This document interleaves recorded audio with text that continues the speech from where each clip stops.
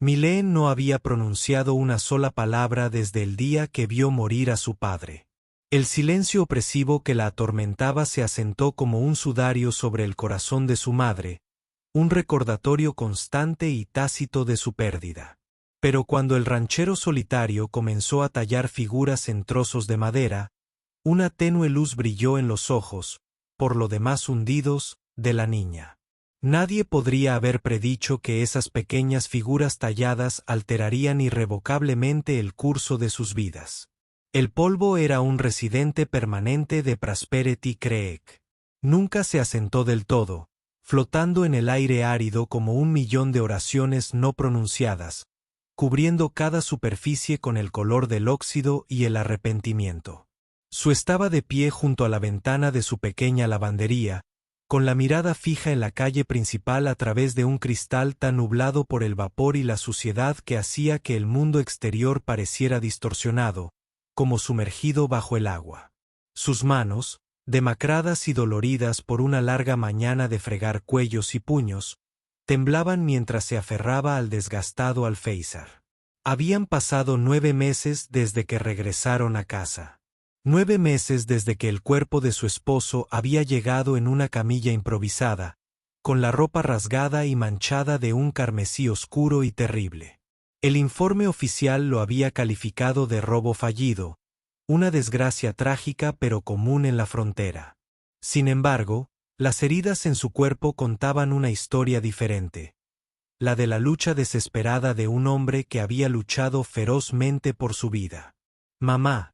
El susurro era tan débil, tan frágil, que su casi lo pasó por alto. Se giró bruscamente.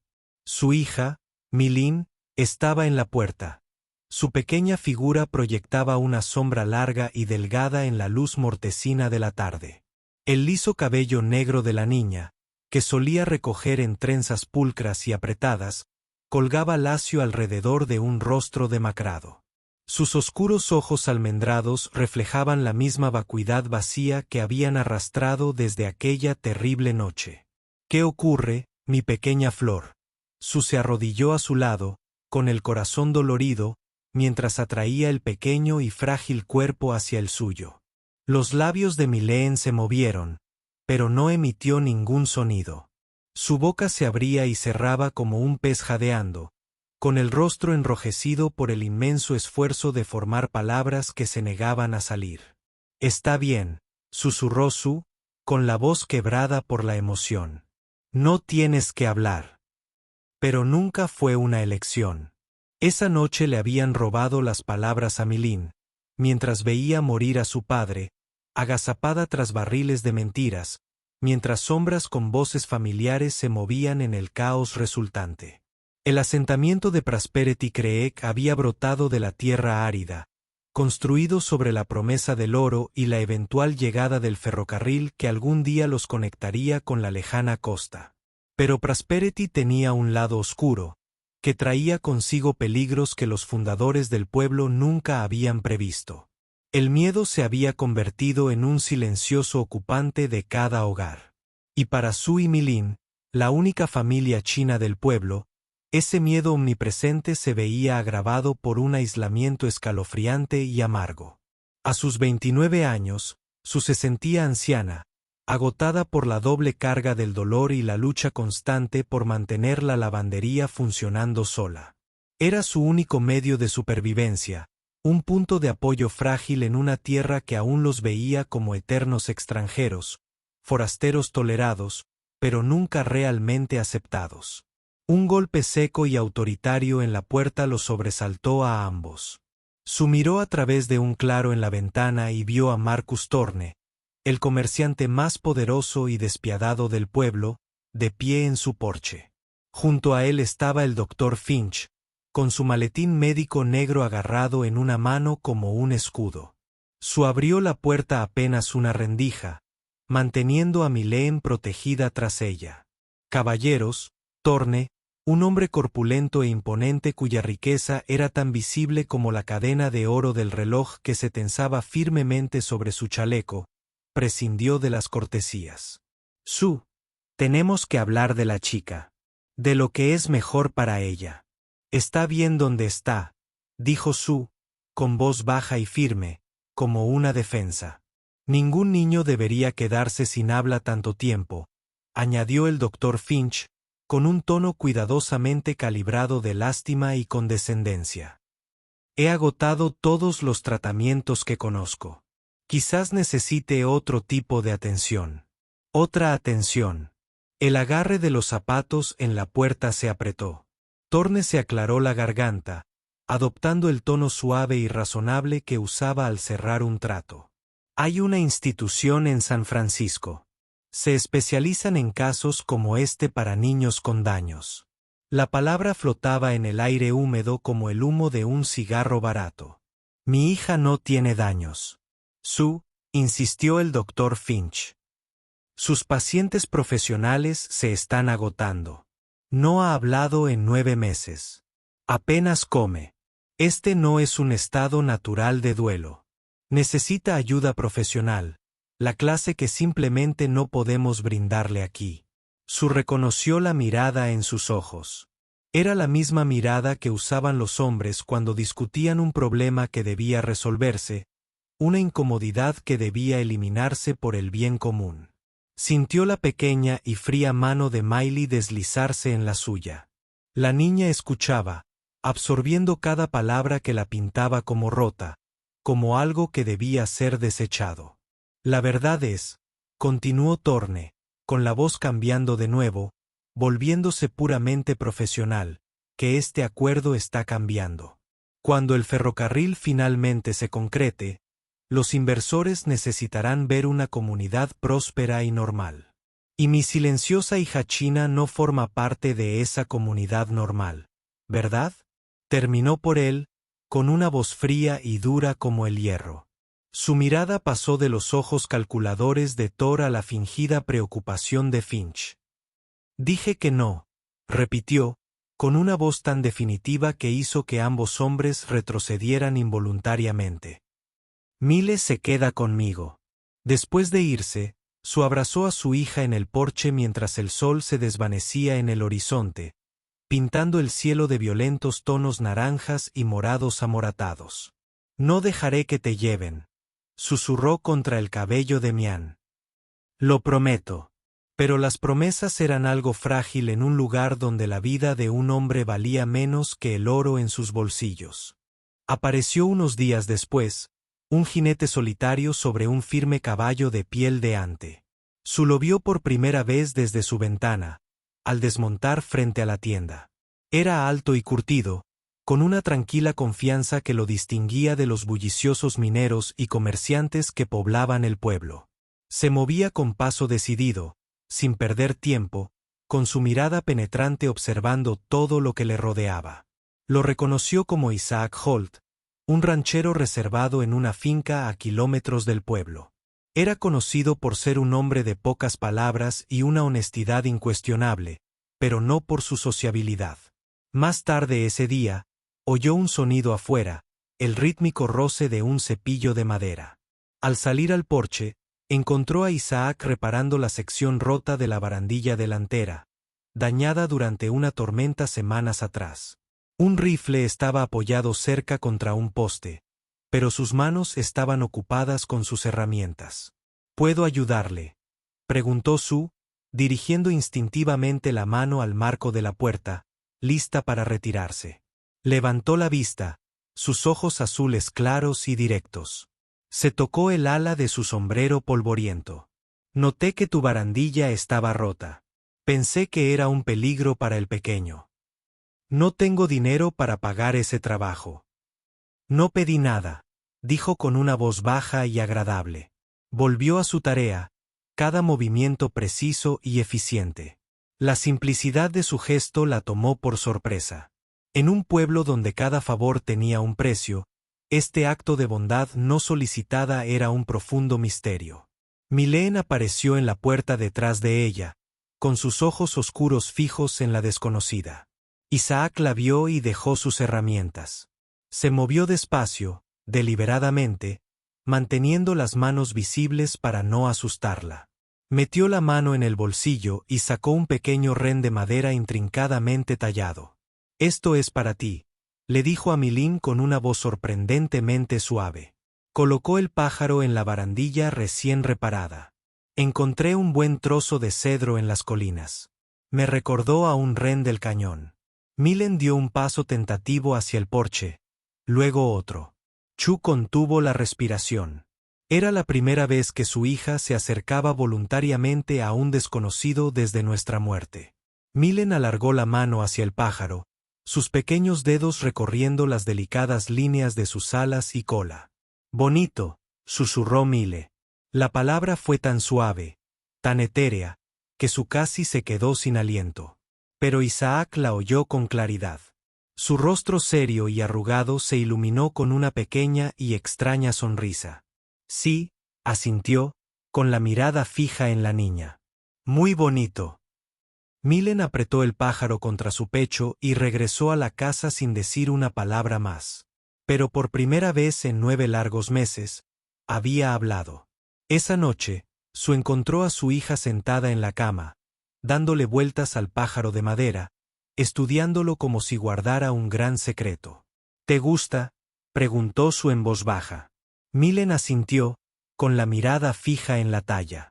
Tiene las manos tranquilas como papá. La simple observación impactó a Su con una fuerza inesperada.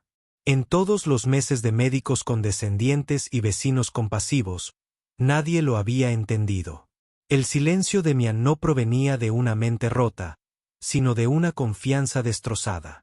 Isaac Holt, el ranchero solitario, de alguna manera había visto más allá del silencio sin siquiera intentarlo.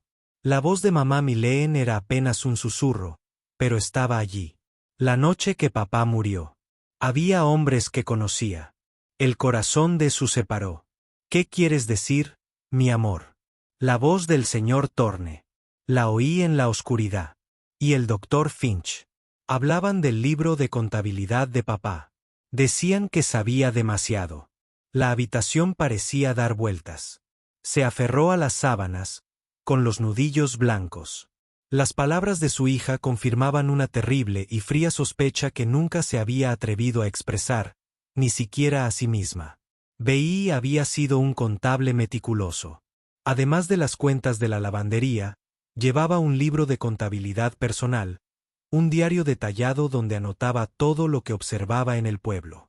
Envíos inusuales, ventas de terrenos cuestionables, tratos secretos hechos en cuartos traseros. ¿Estás segura, Milán? La niña asintió, las lágrimas finalmente corrieron por su rostro, rompiendo por fin un dique de dolor.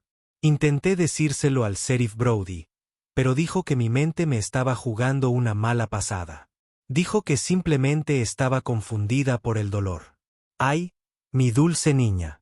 Me abrazó, sintiendo el estremecimiento tras 9 meses de silencio sofocante.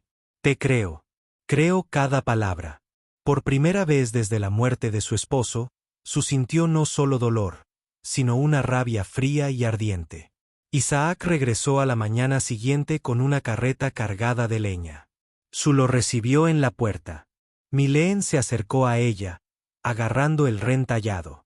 Pensé que te estabas quedando sin leña, dijo simplemente, mirando fijamente el rostro decidido de su alde Milén, surcado por lágrimas. Isaac, comenzó Su en voz baja y urgente. Necesito hablar contigo sobre algo en lo que mi esposo estaba trabajando. Algo que Milén vio. Escuchó atentamente mientras ella le contaba la historia de su hija. Su expresión se oscurecía y endurecía con cada palabra. No mostró sorpresa, solo una comprensión sombría y cansada. Thorne lleva meses comprando tierras a escondidas, dijo Isaac con voz monótona. Terrenos que el ferrocarril necesitará. He oído rumores de tácticas armadas para expulsar a la gente, pero asesinato. Su marido debe haber encontrado pruebas. Su libro de cuentas, susurró Su. Estaban hablando de su libro de cuentas. No sé dónde está. Si hubiéramos sabido que estaba en peligro, lo habría escondido. Bueno, dijo Isaac, recorriendo con la mirada su pequeña casa, un lugar donde no se les ocurriría mirar. Registraron la pequeña casa y la lavandería llena de vapor de arriba abajo. Fue Isaac quien finalmente notó la tabla suelta del suelo debajo del lavabo principal, una mancha constantemente húmeda por el desbordamiento, un lugar que nadie querría registrar por voluntad propia. Debajo, envuelto cuidadosamente en una tela para protegerlo de la humedad, encontraron nuestro libro de cuentas. La mano de su tembló al abrirlo. Página tras página de la cuidadosa escritura de su marido, tanto en inglés como en chino, detallaba todo el plan de Thorne. Escrituras fraudulentas, registros de intimidación y una lista de pagos realizados al Dr. Finch por opiniones médicas falsificadas y al sheriff Brody por su complicidad y silencio. Fue suficiente verlos a todos colgados. Él lo sabía todo, suspiró, repasando la letra de su marido. Un sonido desde afuera los dejó a ambos paralizados. El tintineo de los arneses y el pesado paso de varios caballos. Isaac se acercó rápidamente a la ventana. «Es Orn», dijo con voz firme. «Y el sheriff. No están aquí para charlar amistosamente». Miró a Sue con una mirada sombría y decidida. «Toma el libro. Toma mi mochila. Sal por atrás y dirígete al arroyo. Síguelo hacia el norte hasta llegar a la cabaña del viejo cazador junto a los robles gemelos. Espérame allí». «¿Y tú?», gritó, con el corazón encogido de miedo. «Te ganaré tiempo», dijo, recogiendo su rifle de donde estaba apoyado contra la pared. «Esperan una viuda asustada, no una pelea. Les daré un paso atrás. Isaac, no. Te matarán. Te matarán a ti y a tu hija si encuentran ese libro», replicó con la mirada fija. «Ahora vete. Te encontraré. Te lo prometo». Sue dudó solo un segundo antes de agarrar la mano de Mylene. Al salir por la puerta trasera, oyeron la voz de Thor retumbar desde el porche delantero. El agudo disparo de un rifle resonó un momento después. Corrieron, con el libro aferrado al pecho de Sue, mientras el sonido de la solitaria batalla de Isaac se desvanecía en el vasto e indiferente paisaje que tenían detrás. Llegaron a la cabaña cerca del amanecer. Exhausta, arañada y aterrorizada. Atrincheró la frágil puerta y esperó, rezando a sus antepasados con los que no había hablado en años. Isaac los encontró justo después del amanecer. Estaba magullado y con la camisa rota, pero estaba vivo. «Los perdí en los cañones», dijo, desplomándose en una silla destartalada. «Estarán vigilando los caminos, pero no pensarán en mirar tan lejos por un tiempo». «Nos salvaste», dijo Sue, con la voz cargada de emoción mientras le curaba suavemente un corte en la frente con un paño húmedo. Miró a Mylene, quien lo observaba con ojos grandes y solemnes, con el ren de madera aún firmemente sujeto en la mano. «Un hombre tiene que defender algo», dijo en voz baja. «Tu padre defendió la verdad. Es lo menos que podía hacer». Pasaron 3 días escondidos en la cabaña mientras Isaac planeaba su siguiente paso.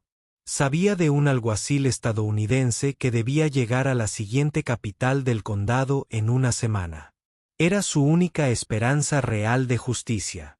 Durante aquellos días, se forjó un vínculo tácito entre los tres, una tranquila convivencia doméstica en plena naturaleza.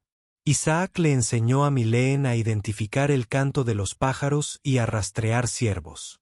Mylene, a su vez, le mostró los caracteres chinos que su padre le había enseñado, dibujándolos cuidadosamente en la tierra con un palo.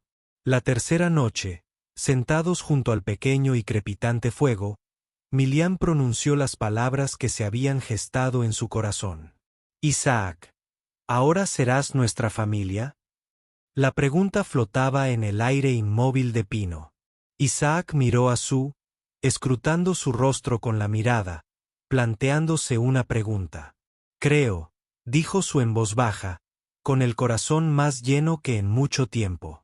«Eso dependerá de lo que Isaac quiera». «Quiero que esto llegue hasta el final», dijo, sin apartar la mirada de ella. «Quiero que ambos estén a salvo. Y después, quiero ayudarte a reconstruir lo que te arrebataron». Entonces, Sí, dijo Su, una sola palabra cargada de la fuerza de un nuevo comienzo, un futuro que no se había atrevido a imaginar. Sí, con la guía de Isaac, emprendieron el peligroso viaje, evitando carreteras y pueblos. El alguacil estadounidense, un hombre severo pero justo llamado Roberts, escuchó su historia y estudió el libro de cuentas de Way con creciente indignación. La evidencia era irrefutable. El regreso a Prosperity Creek fue tenso. Thorne, Finch y el sheriff Brody fueron arrestados, y su confianza se desvaneció ante la autoridad federal. El juicio fue rápido. El libro de cuentas de BI expuso los hechos fríos y calculados de la conspiración. Pero fue el testimonio de Mileen el que selló su destino. De pie ante el tribunal, con voz clara y firme, relató cada detalle de la noche en que asesinaron a su padre. Su testimonio inquebrantable no dejó lugar a dudas. Tras la lectura de los veredictos, los habitantes del pueblo se congregaron afuera, con rostros que mezclaban conmoción, vergüenza y un creciente respeto. Su, Isaac y Milean permanecieron juntos en las escaleras del juzgado. Mi padre murió protegiendo la verdad, dijo Mileen a la multitud. Su voz suave, con una fuerza inesperada, captó su atención. La justicia llegó porque un buen hombre nos ayudó cuando nadie más lo hizo. Nos enseñó que la familia no se trata solo de sangre. Se trata de personas que eligen protegerse mutuamente. Su mirada se encontró con la de Isaac entre la multitud y sonrió. Una sonrisa genuina y radiante. 6 meses después, Su e Isaac se casaron. Se hicieron cargo de la lavandería, pero también compraron un pequeño terreno a las afueras del pueblo. El mismo terreno que Thorne había intentado robar mediante asesinato y engaño.